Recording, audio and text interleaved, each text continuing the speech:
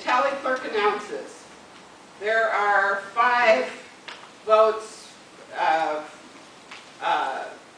number of votes per candidate and uncommitted.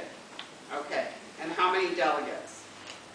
Now, this is when you're going to split up. Then you're going to split up into an uncommitted group, a Bernie group, a Hillary group.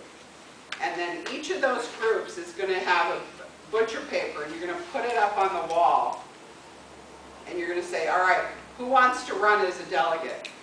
And then you got to get their name up there so that everybody can see it, because it's a written ballot. Are we on page 12?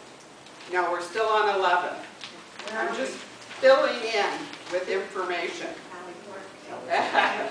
So the candidate statements have already been made, so that's going to be crossed out, because they will, if there's a candidate statement, it's going to be made in the beginning between 10 and 10:30.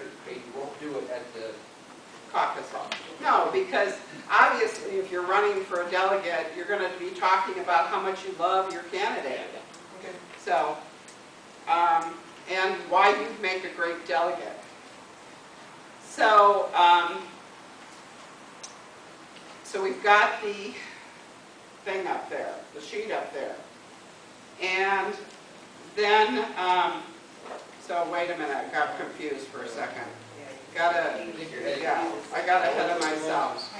Because you got a chance to change preferences. Yes, change preferences, that's right. But did you tell us to get rid of number 5, invite candidate statements? Yes, yes, because that's already happening. Sorry, It's okay. I'm not feeling too good, so I'm sorry. We're going to have an opportunity at that point to change and then retally.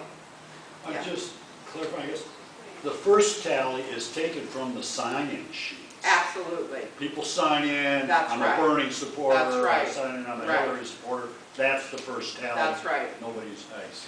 And that's what the tally clerk announces. And that's what the tally clerk announces.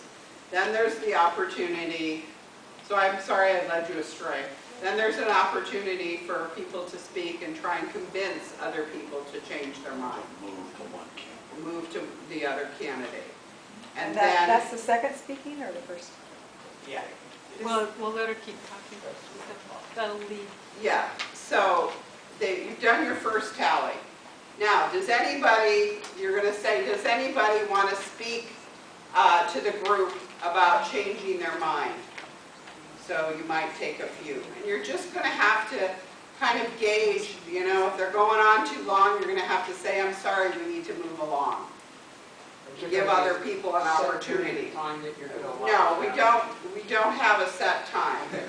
But, you know, you're going to have to move some people along who are going to talk too much. Yeah. So then you're going to do, and then the secretary comes into play. Because somebody says, I've decided I'm moving to an uncommitted. I've heard enough, and I'm going to go uncommitted. So then the secretary has to find their sheet, bring it over to them, they fill in, and you might have 300 people.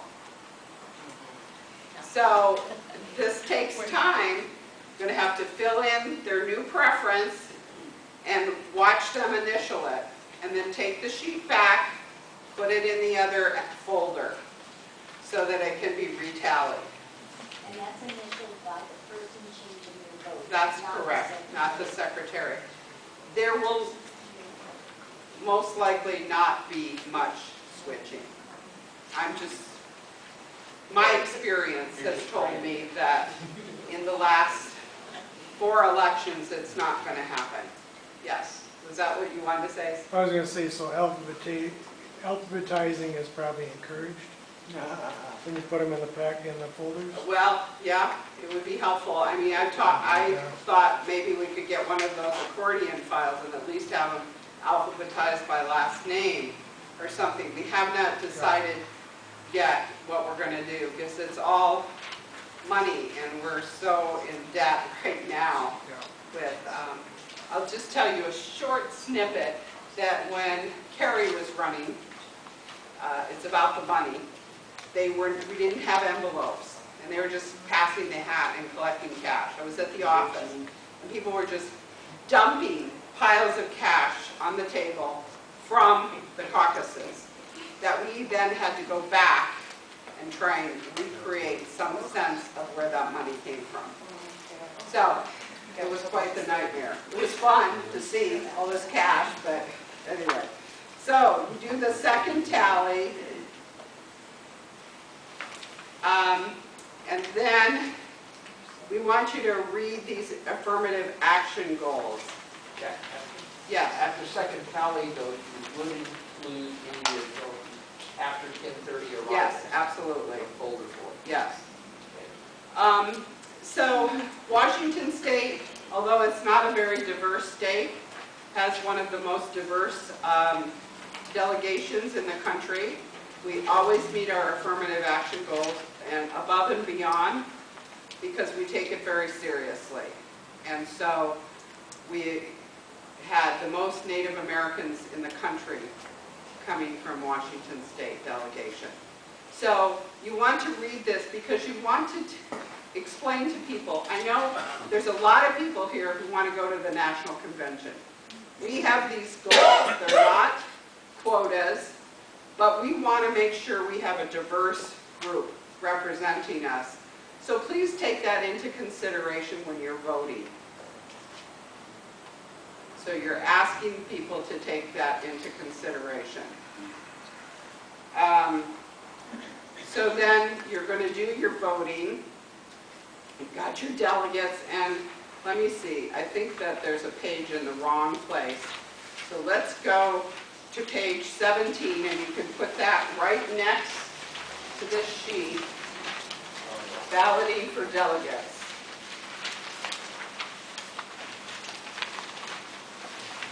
And so you're going to have your paper up. You're going to have ballots, which are going to be pieces of paper and pencils. Remind people to only vote for the number of delegates that are allocated. So if you have 5, you only vote for 5 people. And you can't vote for the same person more than once. Collect the ballots, and then they have to be tallied as well. You have to record the votes and announce the delegates. And then those certificates have to be filled out. Yes? Yes, the number of delegates for each precinct is going to be notated On the envelope, yes. envelope on that, Yes. So not only do we have our affirmative action goals, we have to have the same number. We have to have a balanced tickets, so to speak. We have men. We have to have the same number of men and women. But if you have an odd number of delegates, they will tell us in our packet what the odd number needs to be, a man or a woman. Because it's based on who was the odd person last time. So if the odd person was a male last time, the odd number delegate needs to be a female this time. Yes? These packets you're referring to, are they going to be mailed to us, or are we going to see them for the first time that morning? No, when we walk in? you're gonna have to come to the office and pick them up, or the site leader's gonna bring them. But it's gonna be a couple of days before, yes, you're gonna have time to see them. You're not gonna come that And morning. that will tell us how many delegates That's per right. precinct? That's right, that's right. Now, you're gonna repeat the process for alternates, except they have to be ranked based on the number of votes they receive. So you rank them, because that's how they're called at the convention if they're needed. So you have the first alternate, the second alternate, the third alternate. Does that make sense? Okay. So we have to keep all the ballots, because anything we do